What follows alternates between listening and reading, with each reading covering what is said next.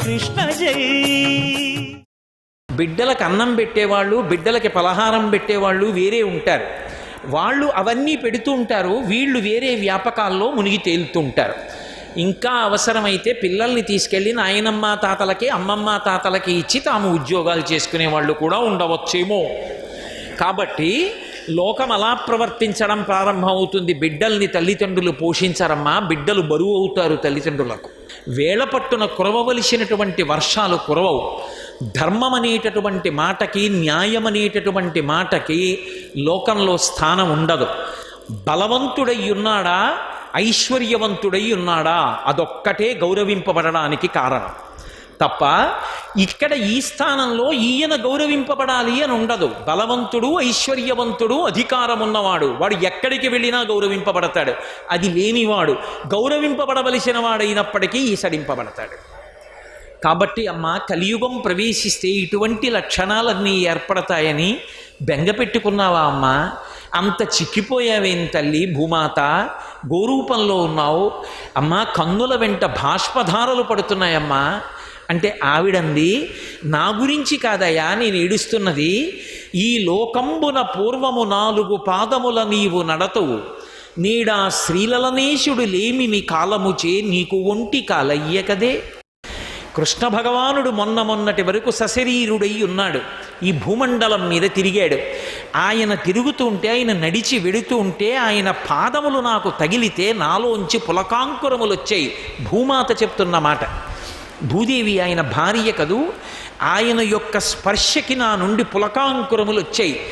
రాక్షసుల్ని మట్టు పెట్టి సాధువులైనటువంటి వారిని అందరినీ కూడా అనుగ్రహించి లోకమునందు ధర్మాన్ని నిలబెట్టాడు. అటువంటి మహానుభావుడు వెళ్ళిపోయాడు, అవతార పరిసమాప్తి చేశాడు.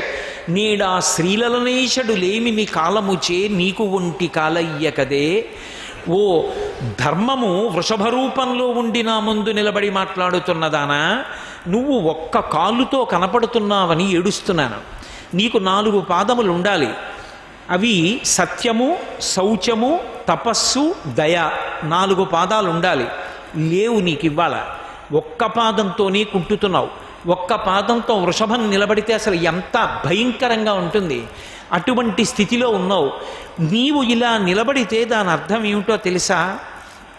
రాబోయేటటువంటి రోజులలో దేవతలకు, పితృదేవతలకు, ఋషులకు, నాకు, నీకు, ధీయుతులకు, నానావర్ణాశ్రమములకు, గోవులకును బాధయనచు కుందెదననగా. ఒక్క పాదంతో ఎద్దు నిలబడింది అంటే, ధర్మం నిలబడితే 8 మంది బాధపడతారు అంటే లోకమంతా పాడైపోవడం ప్రారంభమైందని గుర్తు. ఎవరెవరు? దేవతలకు యజ్ఞయాగాదులు ఉండవు కాబట్టి దేవతలకు హవిస్సులు ఉండవు. ఋషులు ఎక్కడికి వెళ్ళి ఏ తపస్సు చేద్దామన్నా సానుకూల్యమైనటువంటి స్థితి ఉండదు. దేవతలకు, ఋషులకు, పితృదేవతలకు శరీరం విడిచిపెట్టిన వాడికి తద్దినం పెట్టేవాడు ఉండడు. పితృదేవతలకు, నాకు అంటే భూమాతకి బరువన్న మాట ఉండదు. ఎంతమందినైనా భరిస్తుంది. పాపం చేసేవాళ్ళు ఉంటే మాత్రం బరువు అంటుంది. ఏది పాపం? భగవంతుడు చెప్పినట్టు బ్రతకకపోవడం పాపం.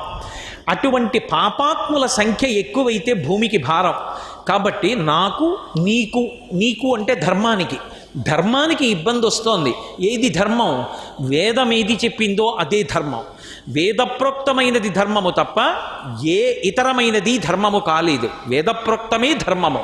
కాబట్టి నాకు, నీకు, నానావర్ణాశ్రమములకు ధర్మము ఆశ్రమాన్ని బట్టి ఉంటుంది. బ్రహ్మచారిది ఒక ధర్మం, గృహస్థుది ఒక ధర్మం, వానప్రస్థుది ఒక ధర్మం, సన్యాసిది ఒక ధర్మం.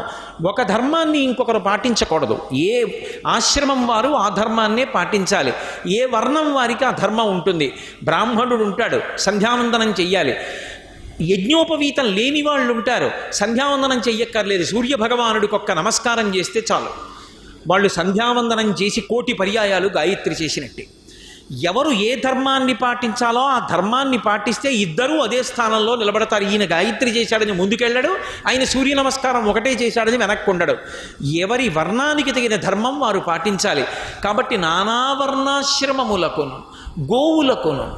గోవులు విశేషమైన హింసకి గురైపోతాయి కాబట్టి గోవులకును బాధ ఎనచు కుందెదననగా లోకంలో ఇవి గౌరవింపబడవు. ఈ స్థానములు అన్నీ బలహీనమైపోతే సనాతన ధర్మమునకు ఇబ్బంది వస్తుంది. అందుకు బెంగపెట్టుకున్నానయ్యా, లోకంలో కలిపురుష ప్రవేశం జరిగిపోతోందని బాధపడుతున్నాను. అరే ధర్మం నిలబడుతుందా అని బెంగపెట్టుకున్నానయ్యా అని ఆ వృషభ రూపంలో ఉన్నటువంటి ధర్మంతో గోరూపంలో ఉన్నటువంటి భూమాత మాట్లాడుతోంది. సర్వం శ్రీ ఉమామహేశ్వర పరబ్రహ్మార్పణమస్తు. స్వస్తి.